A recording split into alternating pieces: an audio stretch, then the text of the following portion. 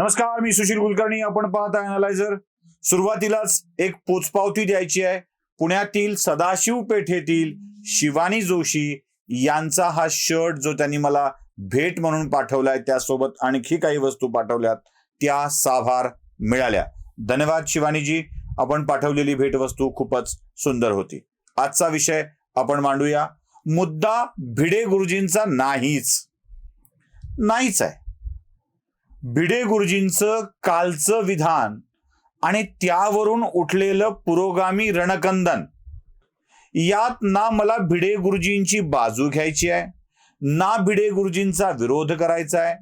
त्यांचं विधान योग्य की अयोग्य या परिभाषेत तपासायचं नाहीये. पुरोगाम्यांचं रणकंदन, HMVचं रणकंदन काय आहे ते मला तुम्हाला सांगायचंय. मुळात हा मुद्दा भिडे गुरुजींचा नाही हे स्पष्ट लक्षात घ्या.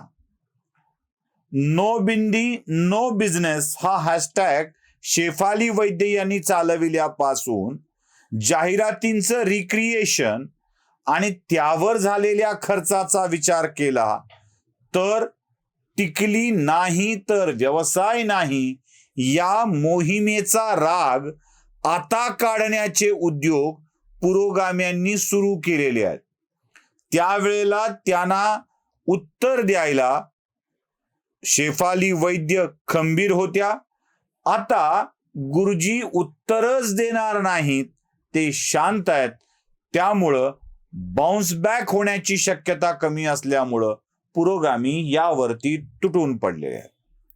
सगळ्यात पहिल्यांदा साम टीव्हीच्या रिपोर्टर सोबत गुरुजींचा जो संवाद झालाय, तो संवाद काय आहे हे आपल्याला बघावं लागेल. ऐका तो संवाद. माझी भेट आपल्यासोबत आहेत. गुरुजी, तुम्ही आज या ठिकाणी मंत्रालयात आलेला होता, कुणाची भेट घेतली? मग तुझ्याशी बोलू. आमची अशी भावना आहे की प्रत्येक स्त्री हे भारतमातेचं रूप आहे. भारतमाता विधवा नाही आहे. ऐकलात? आता या संवादामध्ये गैर काय, योग्य काय, अयोग्य काय याची चर्चा मला फारशी करायची नाहीये. कारण मुळात भिडे गुरुजी या पातळीवर गेलेले आहेत की त्यांना या टीकेची, या सगळ्या विषयांची कोणतीही चिंता वाटत नाही. माझे प्रश्न काही आहेत या निमित्ताने. हा मुद्दा टिकलीचा आहे. टिकलीवर गुरुजींनी असं बोलावं का हा प्रश्न आहे, हा वाद आहे. पुरोगाम्यांचा शंखनाद सुरू आहे. शंखनाद म्हणजे तो पांचजन्य देवव्रत वाला शंखनाद नव्हे, शंखनाद सुरू आहे. याच्यावरती मला काही प्रश्न विचारायचे आहेत. मुद्दा क्रमांक 1, संभाजीराव भिडे गुरुजी या महिला पत्रकाराच्याकडे माझा बाईट घे, मला जरा टीव्हीवर दाखव म्हणून गेले होते का? म्हणजे असं होतं का की गुरुजींनी प्रेस कॉन्फरन्स बोलवलेली होती आणि मग ती मुलगी आली होती, असं काय घडलंय का? एकूण व्हिडिओ बघितला तर गुरुजी आपल्या मार्गाने जात आहेत. ती मुलगी कॅमेऱ्यासमोर येते आहे आणि म्हणते आहे की आपल्यासोबत भिडे गुरुजी आहेत, आपण त्यांच्याशी बोलूया. मग गुरुजी म्हणतायत की तू पहिल्यांदा टिकली किंवा गंध लाव तरच मी बोलेन. म्हणजे जसा बाईट आहे तो बघितल्यावर कळतं की हे बाईट घेण्याची गरज गुरुजींची नव्हती. ती त्या महिला पत्रकाराची गरज होती. तिला हवी होती बातमी. आता गरज बातमी घेणाऱ्याची आणि बातमी देणाऱ्याची ही शोधली तर गुरुजींची गरज नाही हे स्पष्ट होतं. ना गुरुजींनी बोलावलंय, ना गुरुजींनी माझा बाईट घे म्हणून सांगितलंय, ना ही बातमी दे म्हणून सांगितलंय. इनफॅक्ट त्यांना बोलतं करण्यासाठी काहीतरी क्लृप्ती वापरणं आवश्यक आहे. अशा वेळी गरज गुरुजींची नसताना बोलायचं की नाही हे ठरविण्याचा अधिकार आणि कसं बोलायचं हे ठरविण्याचा अधिकार गुरुजींच्याकडे पोहोचतो. टिकली लावली असेल तर मी बोलेन हा त्यांचा दावा अयोग्य आहे असं तुम्ही कसं म्हणू शकता? म्हणजे उद्या तुम्ही कुणाच्याही घरात जाल आणि त्याला सांगाल की बोला, तो म्हणजे नाही बोलायचं, मला माझी आंघोळ होऊ दे, मला फ्रेश होऊ दे, माझा चेहरा नीट करू दे, तुझा चेहरा मला नको वाटतंय, तुझा चेहरा बघितलं की मला बोलावं वाटत नाहीये, तुम्ही चेहरा नीट करून या. हा ज्याचा त्याचा प्रश्न आहे ना. म्हणजे गुरुजींना कोणत्या व्यक्तीशी बोलावं वाटतं, त्याचा अपिअरन्स कसा असला पाहिजे हे तुमची गरज आहे, तर गुरुजींना ठरवू दे ना, त्यांचा तो अधिकार आहे. हा, तुमच्याकडेही नक्कीच अधिकार पोहोचतो. आणि तो अधिकार कसा आहे?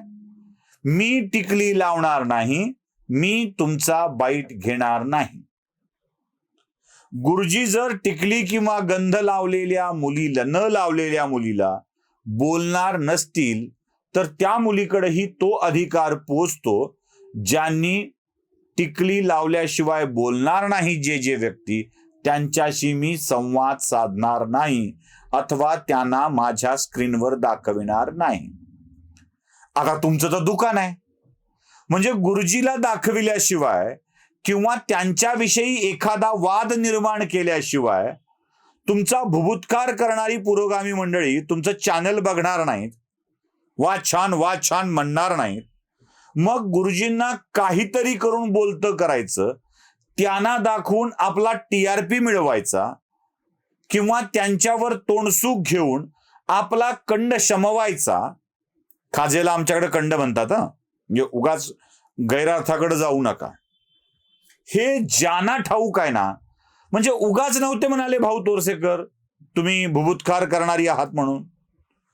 हे कसं आहे बघा, रात्रीच्या वेळेला एखाद्या गल्लीत माणूस घुसतो तेव्हा एक कुत्रं जागं असतं, बाकीची झोपलेली असतात किंवा अर्धवट पेंगुळलेली असतात. एक कुत्रं भो भो भो भो करत एखाद्या व्यक्तीच्या मागं लागतं, त्यारे हाड म्हणून हाकलून लावतं.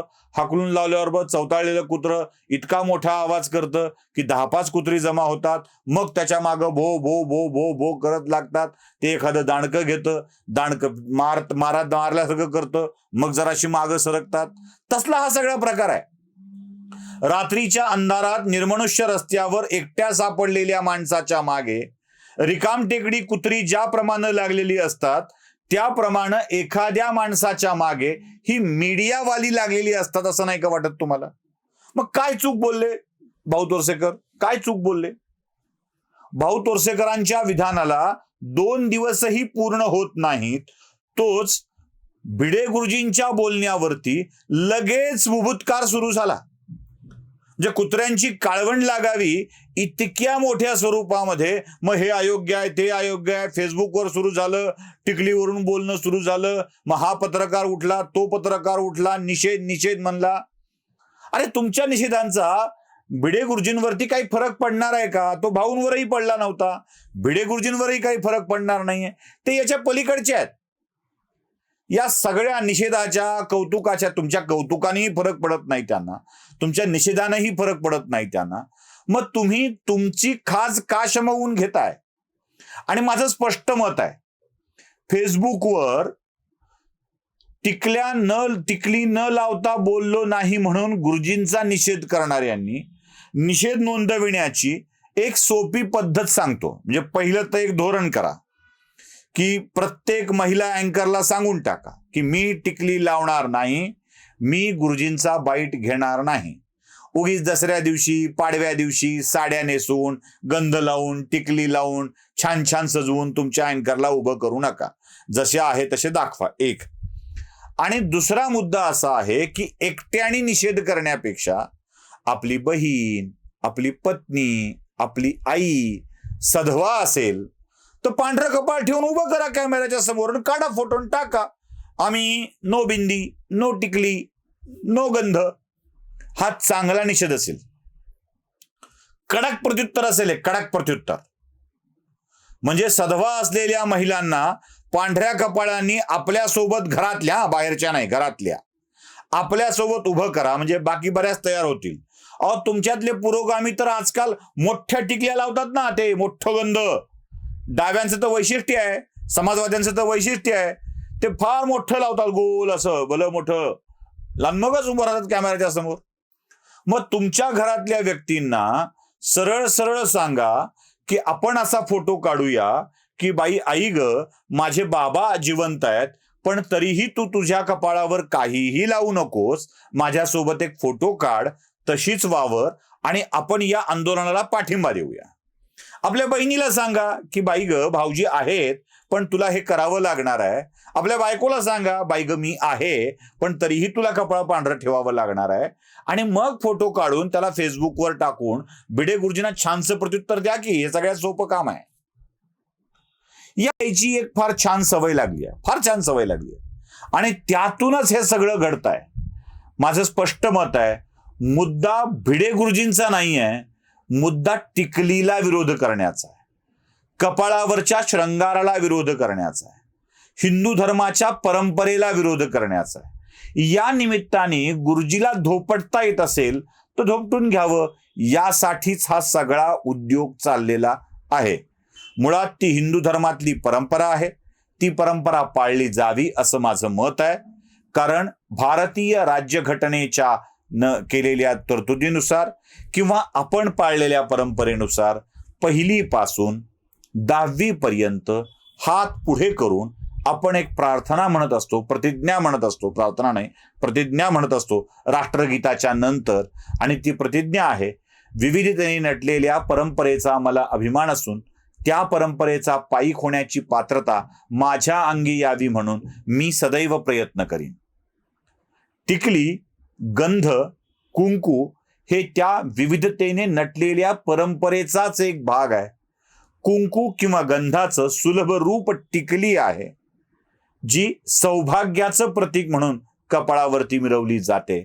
आणि त्याच परंपरेचा मलाही अभिमान असून त्या परंपरेचा पायीक होण्याची पात्रता माझ्या अंगी यावी म्हणून मी सदैव प्रयत्न करतो आहे. ही प्रतिज्ञा म्हणणारे आम्ही त्याच प्रतिज्ञेचे पायीक आहोत, तीच प्रतिज्ञा पाळतो आहोत. पण काही पुरोगाम्यांना याच टिकलीला विरोध करायचा आहे म्हणून भाऊच्या निमित्ताने झोडपणं चालू आहे. पण या झोडपण्याचा खरा अर्थ न करण्या इतके हिंदू नालायक नक्कीच नाहीत, एवढंही खरं आहे. व्हिडिओ आवडला असेल तर लाईक करा, शेअर करा. नो बिंदी नो बिझनेस ही मोहीम अशीच चालू ठेवावी लागणार आहे. शेफालीताई, याबाबत आम्ही तुमच्या सोबत आहोतच. चॅनलला सबस्क्राईब नक्की करा, कारण सबस्क्रायबरचा वेग मंदावला आहे, तो वाढणं आवश्यक आहे. आपल्यासोबत एक दिवा आणखी लावा, म्हणजे आमचा आसमंत तेजाळून जाईल. धन्यवाद.